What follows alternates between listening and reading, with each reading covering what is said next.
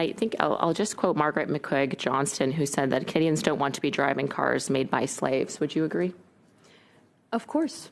Then why is it that you're allowing the imports of 49,000 cars that may in part be made by modern slave labor?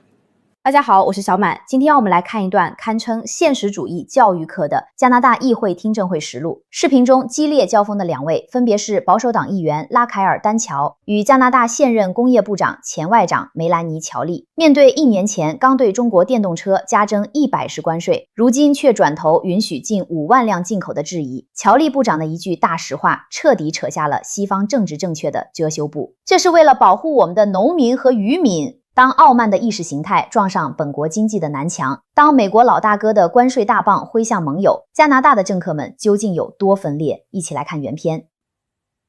Thank you, Mr. Chair. Thank you, Minister, for being with us today. In September 2024, when you were Foreign Affairs Minister, you imposed a 100% tariff on Chinese EVs. You called it an EV surtax order because, and I quote, increasing Chinese EV imports are expected to undermine the growth and development of the Canadian EV industry and other comparable vehicles. That's what you said in the Gazette. And then, of course, as you know, 15 months later, in January 2026, you struck a deal with China to allow 49,000 Chinese EVs into Canada at a much lower tariff rate. So really, I'm reading this and thinking that you've made a deal with China that directly undermines the Canadian auto industry. That's really in your own words, based on your assessment from September 2024. So I'm deeply concerned about this. I'm trying to figure out why you aren't.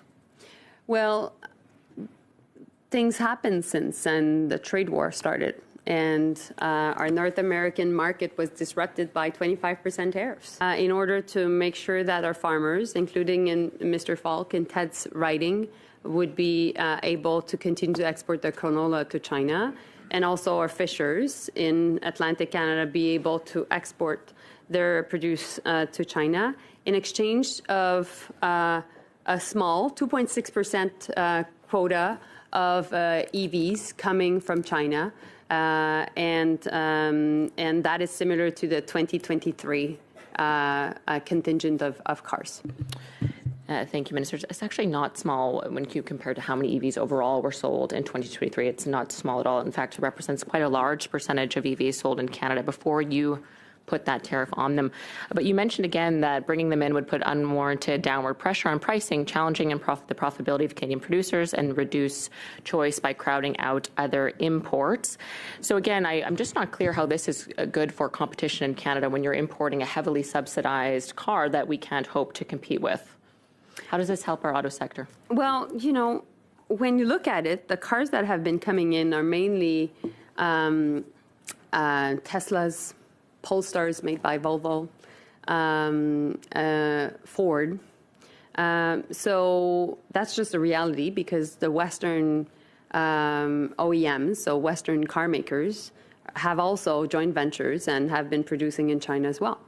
And so that's the case across the world. We were able to limit that amount of cars in exchange of support to our farmers and fishers. And at the same time, we've made clear conditions that basically, I'll just finish my sentence, in order for Chinese car companies be able to do joint ventures with Canadian car companies here at home to basically build in Canada.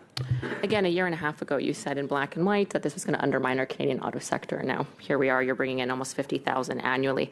But I also want to talk about how the Americans recently launched a Section 301 investigation into Canada and other countries over failure to enforce forced labor. I'm sure you're very familiar with the forced labor concerns. It was, in fact, your government that passed a law to stop forced labor. But of course, we've heard from testimony at this committee and others that aluminum, for example, I'm quite concerned, as I know others are, that this could jeopardize our trade negotiation with the Americans. Are you concerned?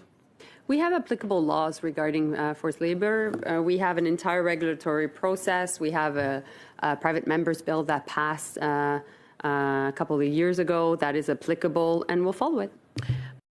There's forced labor here that are making these automobiles that you're willing importing into Canada. And actually, that was one of the issues you cited 15 months ago of why you didn't want to do this. And I think I'll just quote Margaret McQuigg Johnston, who said that Canadians don't want to be driving cars made by slaves. Would you agree? Of course. Then why is it that you're allowing the imports of 49,000 cars that may in part be made by modern slave labor?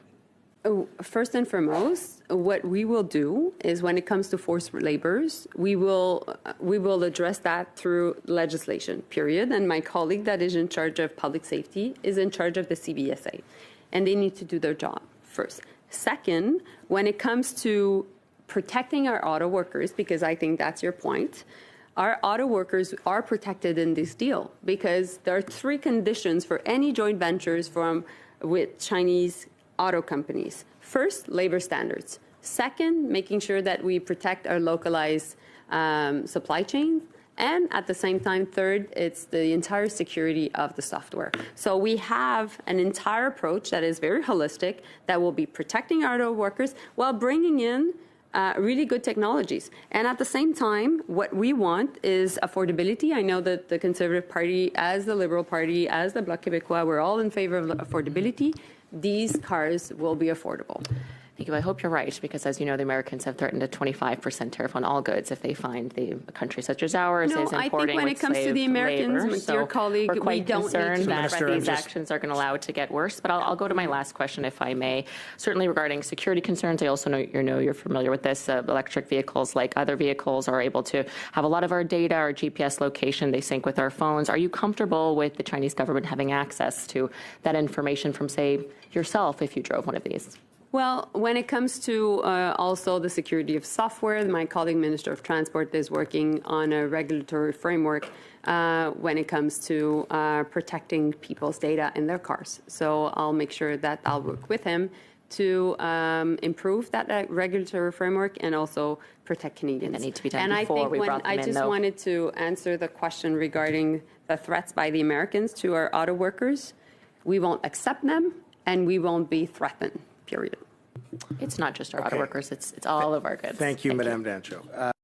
看完这段视频，相信大家对西方政坛的翻云覆雨有了更深的体会。乔利部长的态度转变，堪称一部绝佳的政治现实主义教科书。作为前外长，他曾高举制裁大棒，但如今掌管工业与经济，面对中方对等反制下痛不欲生的加拿大农业和渔业，他终于认清了现实。高高在上的政治正确，终究填不饱老百姓的饭碗。他口中所谓的达成协议，本质上就是面对中国巨大市场与贸易话语权时的无奈妥协。更具讽刺意味的是，保守党议员丹乔的姿态，他依然死死抱着强迫劳动、数据安全这些破败的政治滤镜不放，甚至搬出美国的301调查和关税制裁来恐吓本国官员。而乔利的反驳也点破了一个西方不愿面对的真相：所谓进口的中国车，大都是特斯拉、沃尔沃、福特等西方品牌在华制造的，产业链早已深度交融，脱钩断链完全是痴人说梦。这场听证会不仅是加拿大内部利益集团的撕裂，更是整个西方世界在反华政治正确与自身经济利益之间痛苦挣扎的缩影。所谓的人权与安全，不过是打压竞争对手的定制武器，但在实打实的国家利益和无可替代的中国制造面前，这些谎言终将不攻自破。我是小满，我们下期见。